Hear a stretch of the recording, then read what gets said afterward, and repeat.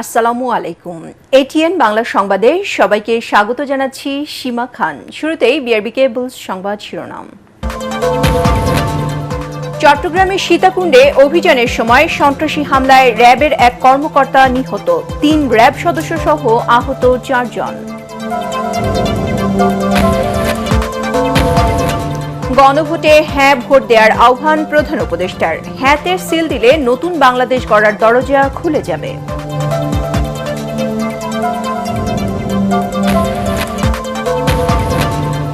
BNP chairman Tarique রহমানের সাথে কূটনীতিকদের বৈঠক, নির্বাচন, দ্বিপাক্ষিক সম্পর্ক সহ নানা ইস্যু নিয়ে আলোচনা, ভোটের পরিবেশে সন্তোষ প্রকাশ। দ্বিতীয় নির্বাচনী রোডম্যাপ ঘোষণা ইসির, ২১ জানুয়ারি চূড়ান্ত প্রার্থী তালিকা। দলগুলোর অভিযোগ খতিয়ে দেখা হচ্ছে ইসি আনোয়ারুল। কমিশনের সামনে ছাত্র দলের বিক্ষোভ। একটি দলের চাপে পড়ে ঋণ খেলাপি ও দ্বৈত নাগরিকদের বৈধতা দিচ্ছে ইসি। প্রধান উপদেষ্টার সাথে বৈঠক শেষে নাহিদ ইসলাম। পাতানো নির্বাচন প্রতিহতের হুঁশিয়ারি। এবং শাহজালাল বিজ্ঞান ও প্রযুক্তি বিশ্ববিদ্যালয় কেন্দ্রীয় ছাত্র সংসদ নির্বাচন ৪ সপ্তাহের জন্য স্থগিত করল হাইকোর্ট। প্রতিবাদে উত্তাল ক্যাম্পাস, আন্দোলনের হুঁশিয়ারি ইসলামী ছাত্র শিবিরের। শুনছিলেন বিআরবি কেবল সংবাদ শিরোনাম, এবারে জানাবো বিস্তারিত। চট্টগ্রামের সীতাকুণ্ড উপজেলার জঙ্গল সলিমপুর এলাকায় র্যাবের উপর সন্ত্রাসী হামলায় র্যাব ৭-এর উপসহকারী পরিচালক তাওহিদ নিহত হয়েছেন। এ ঘটনায় আহত হয়েছেন আরও ৩ র্যাব সদস্য সহ ৪ জন। বিকেলে দুর্গম পাহাড়ি এলাকায় অভিযানের সময় দুর্বৃত্তরা অতর্কিত হামলা চালায় বলে জানিয়েছেন পুলিশের চট্টগ্রাম রেঞ্জের ডিআইজি আহসান হাবিব পলাশ। হামলার এক পর্যায়ে ৩ র্যাব সদস্যকে আটকে রাখার খবর পাওয়া গেলে তাদের উদ্ধারে পরিস্থিতি নিয়ন্ত্রণে অতিরিক্ত ফোর্স মোতায়েন করা হয়। উল্লেখ্য, জঙ্গল সলিমপুর এলাকায় দীর্ঘদিন ধরে সরকারি পাহাড় ও খাস জমি দখল করে অবৈধ বসতি গড়ে ওঠায় পাহাড় খেকো ও সশস্ত্র সন্ত্রাসীদের শক্ত ঘাঁটি তৈরি হয়েছে, যার ফলে বিভিন্ন সময় অভিযান চালাতে গিয়ে প্রশাসন হামলার মুখে পড়ছে। রাষ্ট্রকে নিজেদের মতো করে গড়ে তুলতে গণভোটে হ্যাঁয়ের পক্ষে ভোট দিতে দেশবাসীর প্রতি আহ্বান জানিয়েছেন প্রধান উপদেষ্টা ডক্টর মোহাম্মদ ইউনূস। বাংলাদেশ টেলিভিশনের মাধ্যমে জাতির উদ্দেশ্যে দেয়া বার্তায় প্রধান উপদেষ্টা বলেন, বৈষম্য, শোষণ, নিপীড়ন থেকে মুক্ত হবে দেশ। হ্যাঁ জয়ী হলে নতুন বাংলাদেশ গড়ার দুয়ার খুলে যাবে। জুলাই গণ অভ্যুত্থান জাতির ইতিহাসে এক অসাধারণ অর্জন। এটি অপ্রত্যাশিতভাবে জাতির জীবনে গণতন্ত্র, ন্যায় বিচার ও মানুষের অধিকার প্রতিষ্ঠার সুযোগ এনে দিয়েছে। এই লক্ষ্যে আমরা এর মধ্যে বেশ কিছু সংস্কার করেছি। আরও গভীর ও সুদূর প্রসারী সংস্কারের জন্য দেশের সকল রাজনৈতিক দলের ঐকমত্যের ভিত্তিতে জুলাই সনদ প্রণয়ন করেছে। এই জুলাই সনদ বাস্তবায়নের জন্য আপনাদের সম্মতি প্রয়োজন। এর জন্য গণভোটের আয়োজন করা হয়েছে। এই গণভোটে অংশ নিন, সনদে আপনার সম্মতি দেন। আগামী 12ই ফেব্রুয়ারি জাতীয় সংসদ নির্বাচনের দিনেই অনুষ্ঠিত হবে গণভোট। গণভোটে আপনি হ্যাঁ ভোট দিলে বৈষম্য, শোষণ আর নিপীড়ন থেকে মুক্ত হবে বাংলাদেশ।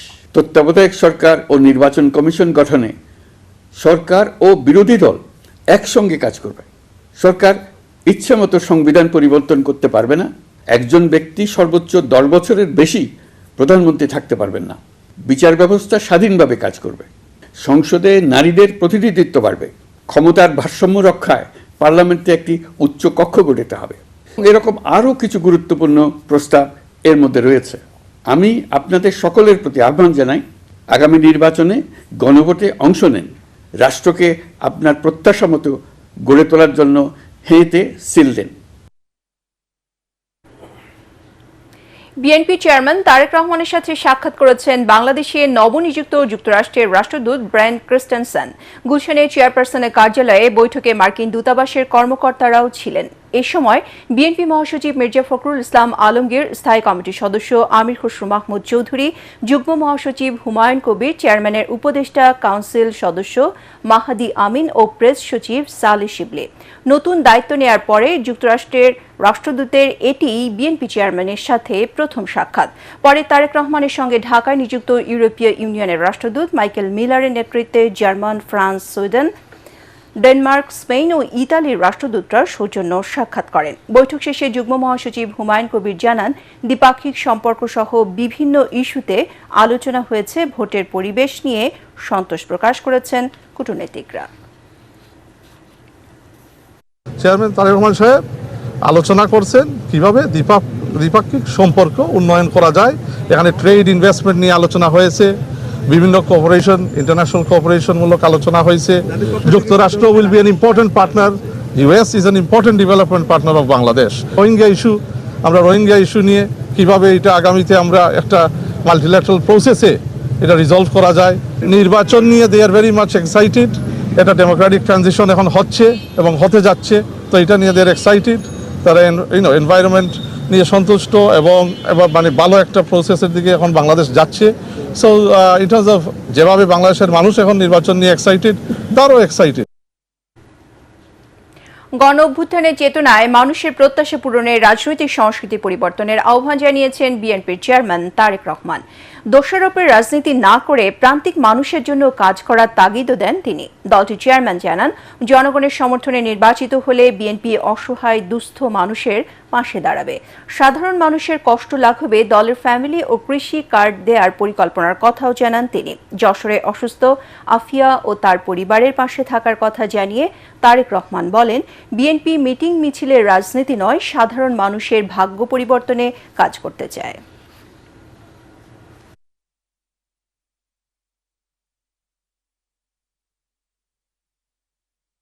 নির্বাচনের মাধ্যমে আমরা ইনশাল্লাহ বাংলাদেশ জাতীয়তাবাদী দল আমরা যদি মানুষের সমর্থন পাই এবং সরকার গঠন করতে সক্ষম হই, তাহলে আমরা কতগুলো পদক্ষেপ নিতে চাই।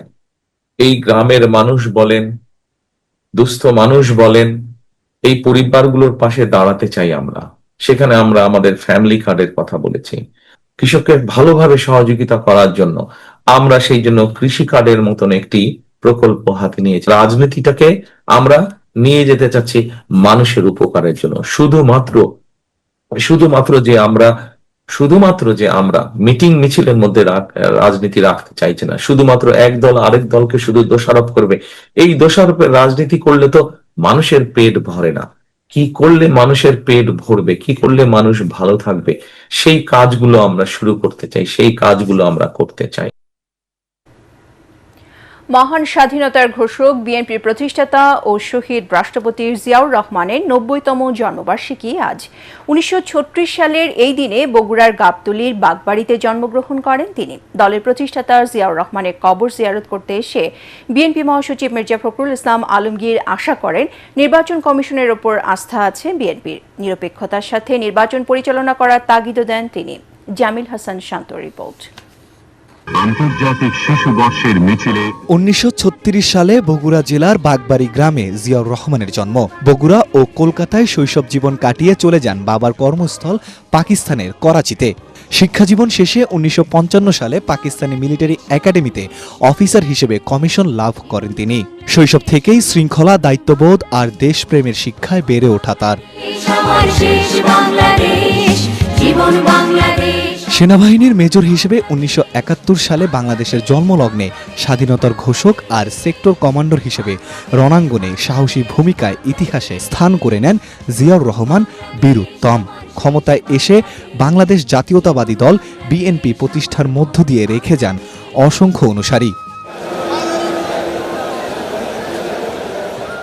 দলের প্রতিষ্ঠার জন্মদিনে নেতাকর্মী আর অনুসারীদের নিয়ে জিয়াউর রহমানের সমাধিতে আসেন বিএনপির সিনিয়র নেতারা।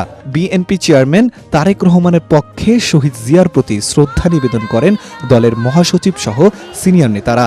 ভক্ত, সমর্থক আর অনুসারীদের ঢল নামে সমাধি প্রাঙ্গণে।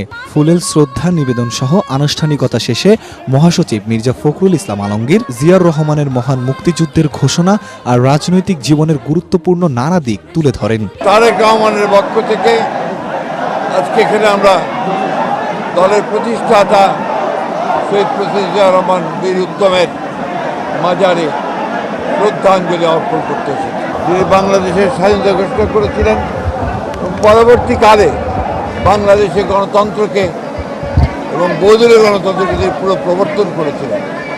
আসন্ন জাতীয় নির্বাচন প্রসঙ্গে মির্জা ফখরুল বলেন, প্রার্থীদের মনোনয়ন যাচাই বাছাইয়ে ছোটখাটো ভুল হয়ে থাকলেও নির্বাচন কমিশনের প্রতি আস্থা রাখতে চান তার দল। এই নির্বাচন কমিশনের যখন বাছাই হয় তখন কিছু সমস্যা থাকে, এটা নতুন কোনো ব্যাপার না। আমরা এখন পর্যন্ত নির্বাচন কমিশনকে দেখেছি যে মোটামুটিভাবে তারা যোগ্যতার সঙ্গেই কাজ করছে। আমাদের যে সমস্যাগুলো একটা আমরা মনে করেছি সেগুলো আমরা গতকাল তার সামনে তুলে ধরেছি এবং আমরা বিশ্বাস করি যে নির্বাচন কমিশন যোগ্যতার সঙ্গে এই নির্বাচন পরিচালনা করতে সক্ষম হবে। এদিকে নানা আয়োজনে দুদিন ব্যাপী দলের প্রতিষ্ঠাতা জিয়াউর রহমানের জন্মদিন পালন করছে বিএনপি ও এর অঙ্গ সহযোগী সংগঠন।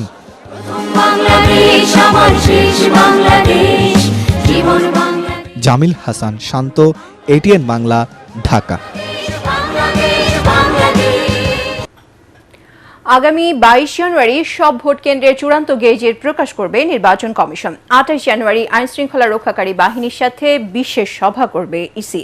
এরই মধ্যে প্রধান নির্বাচন কমিশনারের সাথে নিরাপত্তা সংক্রান্ত বিষয় নিয়ে সাক্ষাৎ করেছেন পুলিশের আইজি ডাক্তার বাহরুল আলম। এদিকে ভোটের মাঠে রাজনৈতিক দলগুলোর নানা অভিযোগ তদন্ত করে প্রয়োজনীয় ব্যবস্থা নেওয়া হচ্ছে বলে জানিয়েছেন নির্বাচন কমিশনার আনোয়ারুল ইসলাম সরকার। ইমদাদুল্লাহ বাবুর রিপোর্ট। ত্রয়োদশ জাতীয় সংসদ নির্বাচনের কর্মপরিকল্পনা দ্বিতীয় দফা হালনাগাদ করছে নির্বাচন কমিশন ইসি। আরপিওর বিধান অনুযায়ী আসনভিত্তিক কেন্দ্র ও ভোটার সংখ্যার তালিকা প্রকাশ করা শুরু করেছে কমিশন। কমিশন সূত্র জানিয়েছে, সে অনুযায়ী আগামী 22 জানুয়ারির মধ্যে সব ভোট কেন্দ্রের চূড়ান্ত গেজেট প্রকাশ করা হবে। 28 জানুয়ারি আইন শৃঙ্খলা রক্ষাকারী বাহিনীর সাথে বিশেষ সভা অনুষ্ঠিত হবে।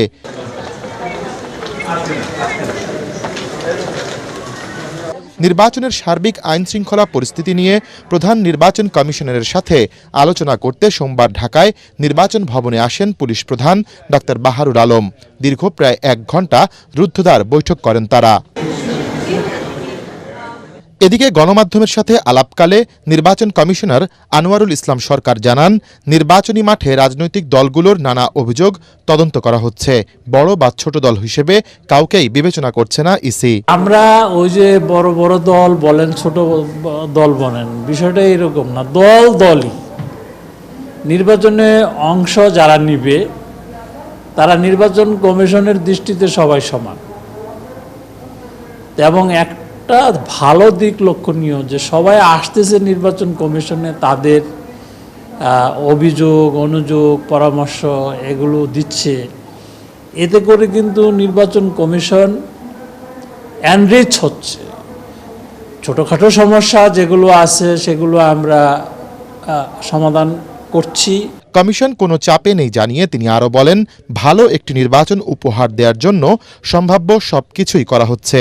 মোটেই না, কোনো চাপ নাই, কারণ সবাই চাচ্ছে ভালো নির্বাচন, কমিশনও চাচ্ছে ভালো নির্বাচন, নিরপেক্ষ নির্বাচন, সুতরাং কোনো চাপ নেই। এছাড়া মঙ্গলবার পোস্টাল ভোট ও নির্বাচনের প্রস্তুতি নিয়ে রাজনৈতিক দলগুলোর প্রতিনিধিদের ব্রিফ করবে নির্বাচন কমিশন। ইমদাদুল্লাহ বাবু, এটিএন বাংলা, ঢাকা। এদিকে আগামীকাল বিকেল 5টা পর্যন্ত প্রার্থিতা প্রত্যাহার করা যাবে। 21 জানুয়ারি চূড়ান্ত তালিকা প্রকাশ করা হবে এবং ওই দিন প্রতীক বরাদ্দ করা হবে। 22 জানুয়ারি থেকে শুরু হবে আনুষ্ঠানিক প্রচারণা। মনোনয়ন প্রত্যাহার করতে হলে সংশ্লিষ্ট রিটার্নিং কর্মকর্তার অফিসে গিয়ে আবেদন করতে হবে। একটি দলের চাপে পড়ে ঋণ খেলাপি ও দ্বৈত নাগরিকদের বৈধতা দিচ্ছে নির্বাচন কমিশন। ইসি অতীতের মতো পাতানো নির্বাচনের পায়তারা করলে রাজপথে নেমে তা প্রতিহত করার হুঁশিয়ারি দিয়েছেন এনসিপির আহ্বায়ক নাহিদ ইসলাম। যমুনায় প্রধান উপদেষ্টার সাথে বৈঠক শেষে এসব কথা বলেন তিনি। এ সময় এনসিপির মুখপাত্র আসিফ মাহমুদ অভিযোগ করেন, নাহিদ ইসলাম সহ 3 সদস্যকে শোকজ করে ইসি পক্ষপাতমূলক আচরণ করেছে। সাজ্জাদ জাহানের রিপোর্ট। নির্বাচনের সার্বিক পরিস্থিতি নিয়ে বিএনপি জামায়াতের পর এবার প্রধান উপদেষ্টা ডক্টর মোহাম্মদ ইউনূসের সাথে বৈঠক করে জাতীয় নাগরিক পার্টি এনসিপি। সোমবার সন্ধ্যায় এনসিপির আহ্বায়ক নাহিদ ইসলামের নেতৃত্বে 4 সদস্যের প্রতিনিধি দলের এই বৈঠক শেষে দলের মুখপাত্র আসিফ মাহমুদ সজীব ভূঁইয়া অভিযোগ করেন, এনসিপিকে হেয় প্রতিপন্ন করতে 3 সদস্যকে শোকজ করা হয়েছে। আমাদের একটাই কমন আন্ডারস্ট্যান্ডিং যে আমরা এই নির্বাচনকে কোনোভাবেই একটা সেটেলড এবং বিগত 3টি নির্বাচনের মতো একটা পরিকল্পিত উপায়ে একটা নির্দিষ্ট দলকে বা গোষ্ঠীকে ক্ষমতায় আনার জন্য দেশের মানুষের ভোটাধিকারকে অবজ্ঞা করে একটা সেটেলড নির্বাচন করতে আমরা দিব না। এ সময় নাহিদ ইসলাম বলেন, অতীতের মতো দেশের জনগণ নির্বাচনে কোনো ইঞ্জিনিয়ারিং দেখতে চায় না। একটি দলের চাপে পড়ে ঋণ খেলাপি ও দ্বৈত নাগরিকদের নির্বাচনে ইসি বৈধতা দিচ্ছে বলেও অভিযোগ করেন তিনি। একটা ছাত্র সংগঠন সে গুন্ডা বাহিনীর মতো ইলেকশন কমিশনের সামনে যে বসে রয়েছে, তাদের সিনিয়র নেতৃবৃন্দ গিয়ে রায়ের আগে যে তাদের সাথে মিটিং করে তাদের পক্ষে রায় নিয়ে আসতেছে, তাহলে এটা কি বার্তা দিতেছে? এবং একটা সংবিধানের ভুল ব্যাখ্যা ইলেকশন কমিশন দিয়ে দিতেছে। ফলে এই ধরনের হঠকারী কাজ ইলেকশন কমিশন যাতে না করে, ইলেকশন কমিশন যদি সবার আস্থা অর্জন করতে না পারে, তাহলে তো আমরা কিভাবে ইলেকশন কমিশন থেকে আশা করব? কমিশন পাতানো নির্বাচনের চেষ্টা করলে শরিক জোটদের সাথে নিয়ে তা প্রতিহত করার হুঁশিয়ারি দেন নাহিদ ইসলাম। ইলেকশন নিয়ে কোনো সংশয় নাই যদি নির্বাচনের সুষ্ঠু পরিবেশ থাকে, কিন্তু যদি ইঞ্জিনিয়ার একটা ইলেকশন করার পরিকল্পনা থাকে, যদি প্ল্যান থাকে কারো এরকম, তাহলে সেই প্ল্যান ভেস্তে যাবে এবং এটা প্রতিহত করা হবে। সাজ্জাদ জাহান, এটিএন বাংলা, ঢাকা। শাহজালাল বিজ্ঞান ও প্রযুক্তি বিশ্ববিদ্যালয় কেন্দ্রীয় ছাত্র সংসদ নির্বাচন 4 সপ্তাহের জন্য স্থগিত করেছে হাইকোর্ট। এর প্রতিবাদে উত্তাল গোটা ক্যাম্পাস। নির্বাচনের একদিন আগে আদালতের ভোট স্থগিত করার সিদ্ধান্তে ক্ষোভে ফেটে পড়েছেন শিক্ষার্থীরা। এর আগে সকালে রাজধানীতে সংবাদ সম্মেলন করে নির্বাচন বন্ধ করা হলে আন্দোলনের হুঁশিয়ারি দেয় ইসলামী ছাত্র শিবির। আসন্ন নির্বাচনে 1 লাখ সেনা সদস্য সহ দায়িত্ব পালন করবে নিরাপত্তা বাহিনীর 9 লাখ সদস্য। 42,000 ভোট কেন্দ্রের মধ্যে 9,000 কেন্দ্রই অধিক ঝুঁকিপূর্ণ বলে জানালেন স্বরাষ্ট্র উপদেষ্টা। 25,000 কেন্দ্রে থাকবে বডি ক্যামেরা। এবার প্রথমবারের মতো নির্বাচন পর্যবেক্ষণে ব্যবহার করা হবে ড্রোন ক্যামেরা। সচিবালয়ে আইন শৃঙ্খলা সংক্রান্ত উপদেষ্টা কমিটির বৈঠক শেষে এসব তথ্য জানান স্বরাষ্ট্র উপদেষ্টা। রিপোর্টে জানাচ্ছেন মাহবুব কবির চপল।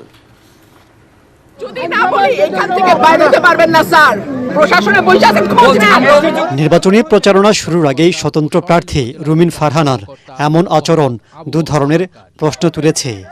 কেন তিনি এমনটা করলেন? এই প্রশাসন কি সুষ্ঠুভাবে ভোট নিতে পারবে, যা ভাবিয়ে তুলেছে সরকারকেও। তাই নেওয়া হচ্ছে বাড়তি প্রস্তুতি। নির্বাচন সামনে রেখে 8 ফেব্রুয়ারি থেকে 14 ফেব্রুয়ারি পর্যন্ত মাঠে থাকবে আইনশৃঙ্খলা বাহিনীর প্রায় 9 লাখ সদস্য। এর মধ্যে আনসার ও গ্রাম প্রতিরক্ষা বাহিনীর 5,76,000, পুলিশের 1.5 লাখ, আর্মির 1 লাখ, বিজিবির 37,000, বাকিরা বিভিন্ন বাহিনীর। আইন শৃঙ্খলা পরিস্থিতি নিয়ন্ত্রণ রাখতে দেশ জুড়ে 2 পর্বে আইন শৃঙ্খলা রক্ষা বাহিনী মোতায়েন করা হবে। এই ক্ষেত্রে ভোটকেন্দ্রের নিরাপত্তা থেকে শুরু করে মোবাইল ও স্ট্রাইকিং ফোর্স পরিচালনা সব কিছু সমন্বয় থাকবে রিটার্নিং কর্মকর্তার অধীনে। এছাড়াও নির্বাচন সুষ্ঠু করার জন্য নির্বাচনকালীন জেলা উপজেলায় আইন শৃঙ্খলা বাহিনী অবৈধ অস্ত্র উদ্ধার, সন্ত্রাসীদের গ্রেপ্তার, বিশেষ তথ্যের ভিত্তিতে এলাকা ভিত্তিক অভিযান, চেকপয়েন্ট অভিযান পরিচালনা করবে। আসন্ন নির্বাচনে সারা দেশে মোট ভোটকেন্দ্র 42,761টি। এর মধ্যে অধিক ঝুঁকিপূর্ণ 8,780, ঝুঁকিপূর্ণ 16,548, বাকিগুলো সাধারণ। 25,000 কেন্দ্রে থাকবে বডি ক্যামেরা। ড্রোন দিয়ে পর্যবেক্ষণ করা হবে পরিস্থিতি। যে কোনো ষড়যন্ত্র কঠোরভাবে প্রতিহত করা হবে বলে জানান স্বরাষ্ট্র উপদেষ্টা। পুলিশ সদস্য কর্তৃক অধিক গুরুত্বপূর্ণ ভোট কেন্দ্রে 25,000 বডি অন ক্যামেরা ব্যবহার করবে। আসন্ন জাতীয় সংসদ নির্বাচনে প্রতিটি ভোট কেন্দ্রে সিসিটিভি স্থাপন করা হবে। এবার নির্বাচনে আরেকটি উল্লেখযোগ্য দিক হচ্ছে ড্রোনের ব্যবহার। নির্বাচনের নিরাপত্তা সুরক্ষা প্রদানের জন্য বিভিন্ন বাহিনী তাদের ডগ স্কোয়াডও ব্যবহার করবে। নির্বাচনকে বাধাগ্রস্ত ও প্রভাবিত করতে পারে এমন যে কোনো ধরনের অপতৎপরতা কার্যক্রম অন্তর্বর্তী সরকার কঠোর হস্তে দমন করবে। তিনি জানান 31 জানুয়ারির মধ্যে ব্যক্তিগত অস্ত্র থানায় জমা দিতে হবে।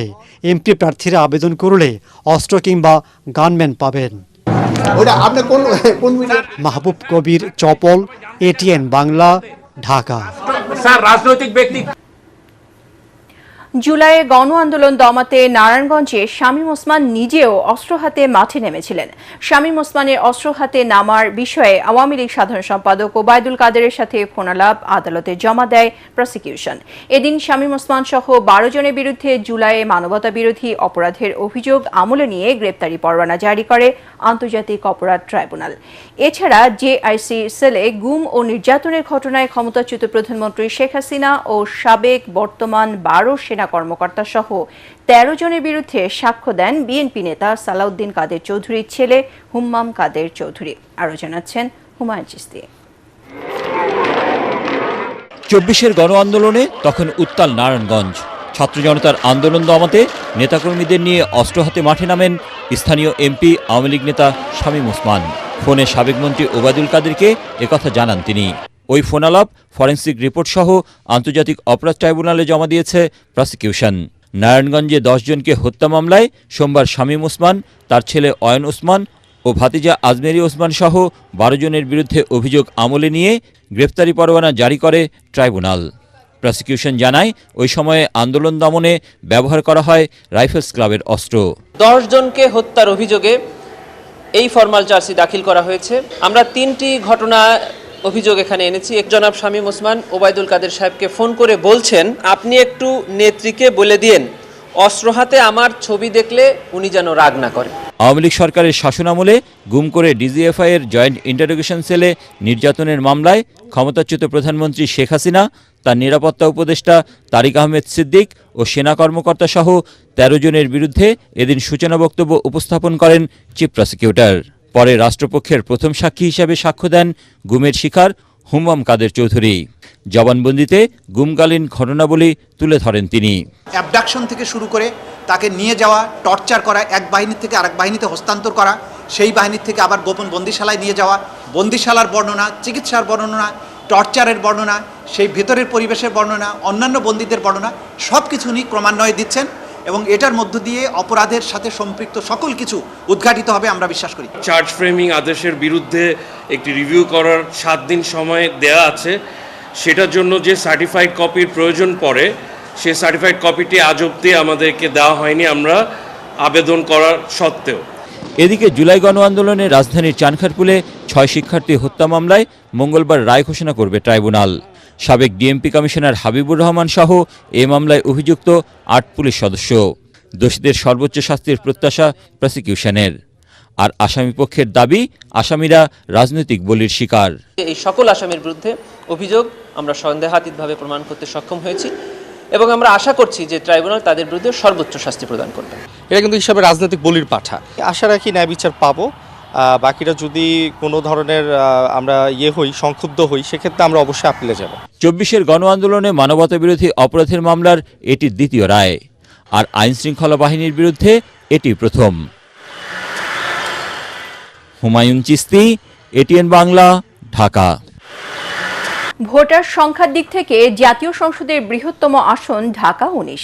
ঢাকার সাভারের এই আসনটি নানা কারণে গুরুত্বপূর্ণ হলেও নাগরিক সুবিধা থেকে বঞ্চিত এখানকার বাসিন্দারা।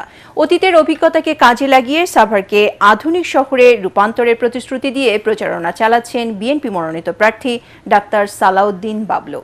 তবে জামায়াতের প্রার্থী আফজাল হোসেনের পরিবর্তে এখানে 10 দলীয় জোটের কাণ্ডারি হয়েছেন এনসিপির দিলশানা ফারুল, করছেন পরিবর্তনের অঙ্গীকার।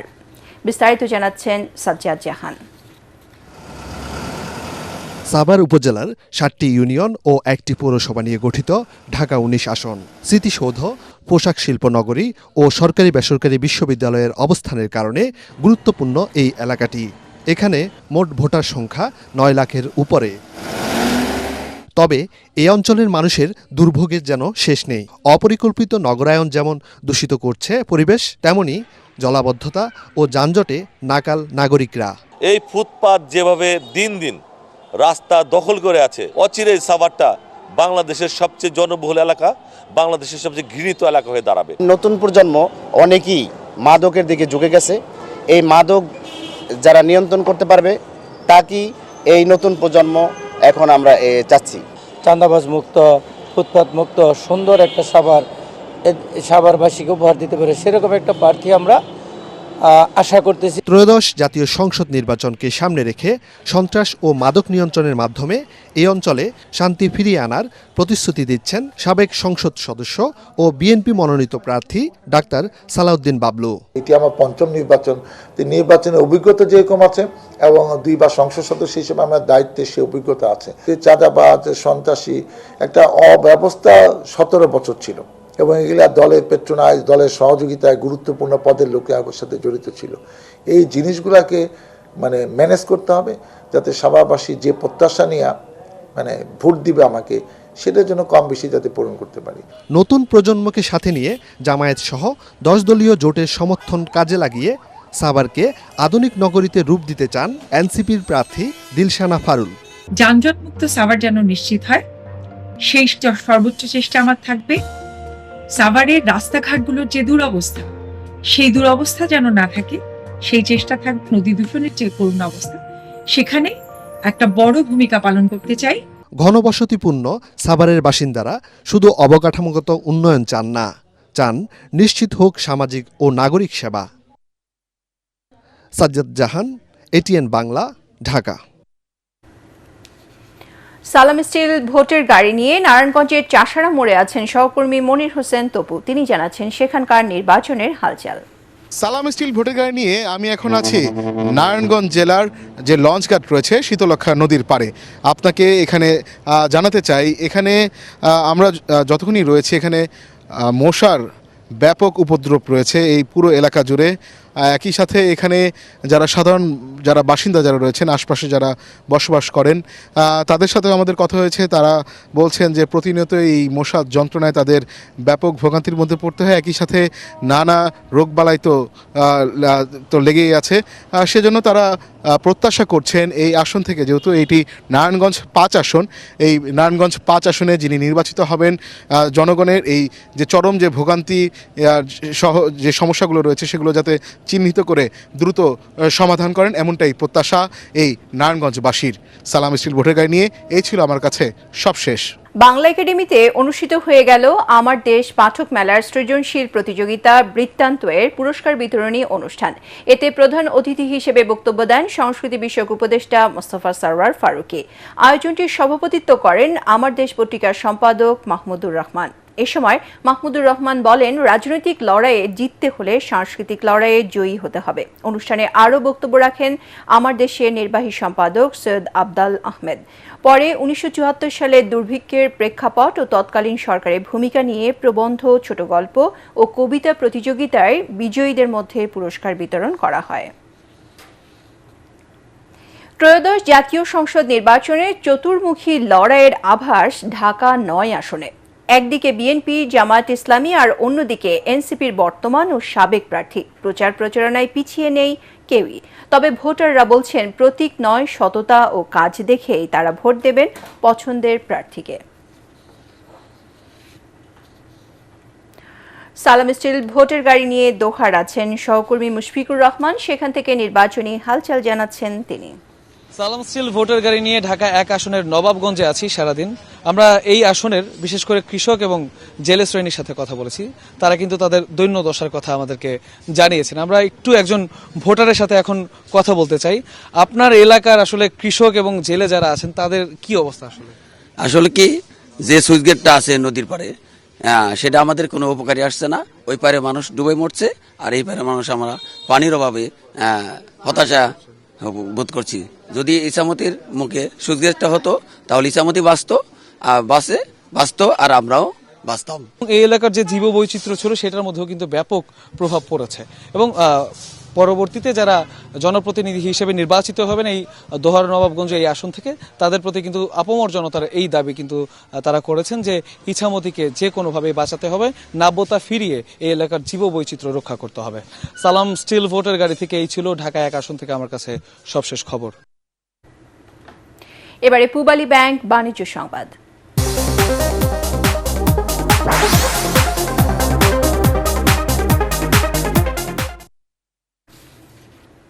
ওয়ালটন এয়ার কন্ডিশনারের সঙ্গে চুক্তিবদ্ধ হলেন জাতীয় দলের তারকা পেসার তাসকিন আহমেদ। এখন থেকে তিনি ফেস অব ওয়ালটন এসি হিসেবে কাজ করবেন। রাজধানী বসুন্ধরায় ওয়ালটন কর্পোরেট অফিসে আয়োজিত এক আড়ম্বরপূর্ণ অনুষ্ঠানে ওয়ালটন এসির সঙ্গে চুক্তি স্বাক্ষর করেন তাসকিন আহমেদ। এ সময় ওয়ালটনের সঙ্গে যুক্ত হতে পেরে উচ্ছ্বাস প্রকাশ করেন তাসকিন আহমেদ। চুক্তিতে ওয়ালটনের পক্ষে স্বাক্ষর করেন সিনিয়র এক্সিকিউটিভ ডিরেক্টর ও জনপ্রিয় চিত্রনায়ক আমিন খান। সে সময় ওয়ালটনের অন্যান্য ঊর্ধ্বতন কর্মকর্তারা উপস্থিত ছিলেন।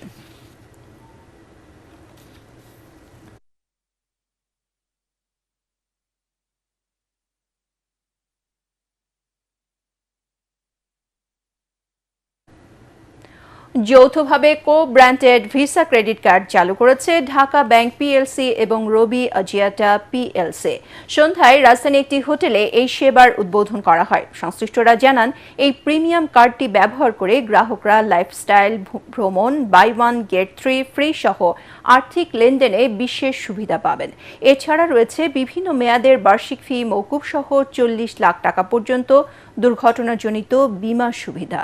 এ সময় ঢাকা ব্যাংকের ব্যবস্থাপনা পরিচালক ওসমান এরশাদ ফয়েজ, রবি আজিয়াটার সিইও ও ব্যবস্থাপনা পরিচালক জিয়াদ সাতারা এবং ভিসার বাংলাদেশ কান্ট্রি ম্যানেজার সাব্বির আহমেদ উপস্থিত ছিলেন। ভারতীয় সুতা আমদানিকে রাজনৈতিক দৃষ্টিতে না দেখার আহ্বান জানিয়েছেন তৈরি পোশাক শিল্প মালিকরা। রাজধানী একটি হোটেলে বিজিএমইএ ও বিকেএমইএ যৌথ সংবাদ সম্মেলনে সুতা আমদানির স্বাভাবিক চিত্রকে নেতিবাচকভাবে উপস্থাপন করে বন সুবিধা প্রত্যাহারের পায়তারা চলছে বলে অভিযোগ করে তারা বলেন, এতে দেশের পোশাক খাত হুমকির মুখে পড়বে। বস্ত্রশিল্পকে বাঁচানোর কথা বলে পোশাক শিল্পকে ধ্বংসের পায়তারা চলছে বলেও জানান ব্যবসায়ীরা। জটিলতা কাটাতে সরকারের প্রতি সমন্বিত উদ্যোগ নেয়ার তাগিদ ব্যবসায়ীদের। 84% আসে। সাধারণ সভার মধ্য দিয়ে আনুষ্ঠানিক যাত্রা শুরু করল বিপিডিবি ইঞ্জিনিয়ার্স অ্যাসোসিয়েশন। প্রধান অতিথি ছিলেন বিউবোর চেয়ারম্যান প্রকৌশলী রেজাউল করিম। সংগঠন সংশ্লিষ্টরা জানান, প্রকৌশলীদের দক্ষতা উন্নয়ন, পারস্পরিক সহযোগিতা বৃদ্ধি ও বিউবোর সার্বিক উন্নয়নে গঠনমূলক ভূমিকা রাখবে এবং ঐক্যবদ্ধ, পেশাদার ও অরাজনৈতিক প্ল্যাটফর্ম হিসেবে কাজ করবে বিপিডিবি ইঞ্জিনিয়ার্স অ্যাসোসিয়েশন। এ সময় চট্টগ্রাম বিতরণ অঞ্চলের প্রধান প্রকৌশলী কামাল উদ্দিন আহমেদ, বিউবোর ডিজাইন 2 এর উপপরিচালক শাহিদুর রহমান সুমন অন্যান্যের মধ্যে উপস্থিত ছিলেন। এবারে খেলার খবর।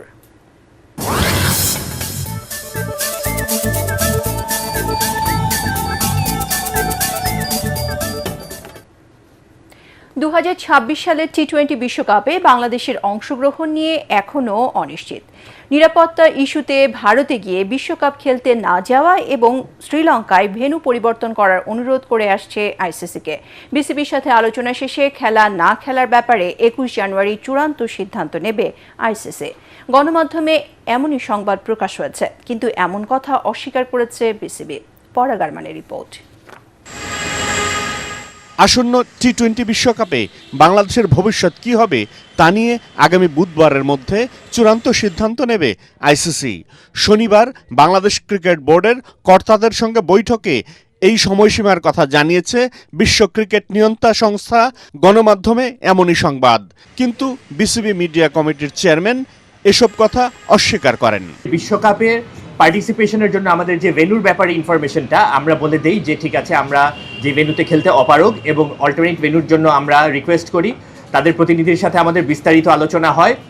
ওনারা তখন আমাদেরকে বলেন যে ঠিক আছে, এই ব্যাপারগুলো তারা যে আইসিসিকে অবহিত করবেন এবং পরবর্তীতে ডিসিশন আমাদেরকে জানিয়ে দিবেন। তো এ ব্যাপারে ওনারা কোনো স্পেসিফিক ডেট বা কবে নাগাদ জানাবেন কিছুই বলেননি, শুধুমাত্র বলেছেন যে আমাদেরকে পরবর্তী তারিখটা কবে হবে জানিয়ে দিবেন। এর আগে ভারতে গিয়ে টি-20 বিশ্বকাপ খেলতে যাওয়ার ব্যাপারে রাজি করাতে বাংলাদেশের সঙ্গে আলোচনা করতে আইসিসির প্রতিনিধি দল ঢাকায় আসে। সেই সভায় বিসিবি আবারও জানায় আসন্ন টি-20 বিশ্বকাপ খেলতে ইচ্ছুক তারা, তবে কোনোভাবেই ভারতে নয়, ভেন্যু পাল্টাতে হবে। বিকল্প ভেন্যু হিসেবে শ্রীলঙ্কার কথাও জানায় বিসিবি। সি গ্রুপে থাকা আয়ারল্যান্ডের সঙ্গে গ্রুপ পরিবর্তনের প্রস্তাবও আইসিসি প্রতিনিধি দলকে দিয়েছিল বিসিবি, কিন্তু বিসিবির এই প্রস্তাবে সাড়া দেয়নি আইসিসি। হিন্দুত্ববাদী সংগঠনগুলোর দাবিতে কাটার মাস্টার মুস্তাফিজুর রহমানকে আইপিএলের দল কলকাতা নাইট রাইডার্স বাদ দিলে নিরাপত্তা ইস্যুতে ভারতে গিয়ে টি-20 বিশ্বকাপে অংশ নিতে বেঁকে বসে বাংলাদেশ। তারপর থেকে আইসিসির সঙ্গে চলে আলোচনা পর্যালোচনা। শেষ পর্যন্ত বাংলাদেশ যদি নিজেদের দাবিতে অনড় থাকে তবে বদলি হিসেবে স্কটল্যান্ডকে খেলানোর চিন্তাভাবনা করে রেখেছে বিশ্ব ক্রিকেটের নিয়ন্তা আইসিসি। পরাগ আরমান, এটিএন বাংলা।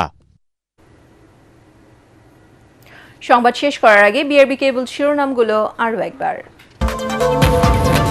চট্টগ্রামের সীতাকুণ্ডে অভিযানের সময় সন্ত্রাসী হামলায় র্যাবের এক কর্মকর্তা নিহত, 3 র্যাব সদস্য সহ আহত 4 জন।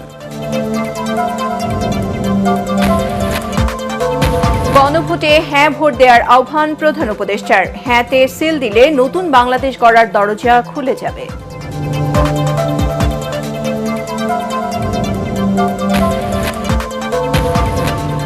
বিএনপি চেয়ারম্যান তারেক রহমানের সাথে কূটনীতিকদের বৈঠক, নির্বাচন, দ্বিপাক্ষিক সম্পর্ক সহ নানা ইস্যু নিয়ে আলোচনা, ভোটের পরিবেশে সন্তোষ প্রকাশ। দ্বিতীয় নির্বাচনী রোডম্যাপ ঘোষণা ইসির, 21 জানুয়ারি চূড়ান্ত প্রার্থী তালিকা, দলগুলোর অভিযোগ খতিয়ে দেখা হচ্ছে ইসি আনোয়ারুল, কমিশনের সামনে ছাত্রদলের বিক্ষোভ। একটি দলের চাপে পড়ে ঋণখেলাপি ও দ্বৈত নাগরিকদের বৈধতা দিচ্ছে ইসি, প্রধান উপদেষ্টার সাথে বৈঠক শেষে নাহিদ ইসলাম, পাতানো নির্বাচন প্রতিহতের হুঁশিয়ারি। এবং শাহজালাল বিজ্ঞান ও প্রযুক্তি বিশ্ববিদ্যালয় কেন্দ্রীয় ছাত্র সংসদ নির্বাচন 4 সপ্তাহের জন্য স্থগিত করল হাইকোর্ট, প্রতিবাদে উত্তাল ক্যাম্পাস, আন্দোলনের হুঁশিয়ারি ইসলামী ছাত্র শিবিরের। পরবর্তী সংবাদ দেখার আমন্ত্রণ জানিয়ে এখনকার মতো শেষ করছি। এটিএন বাংলা সংবাদ ইউটিউবে দেখতে ব্রাউজ করুন, youtube/ATN Bangla News। ধন্যবাদ সবাইকে।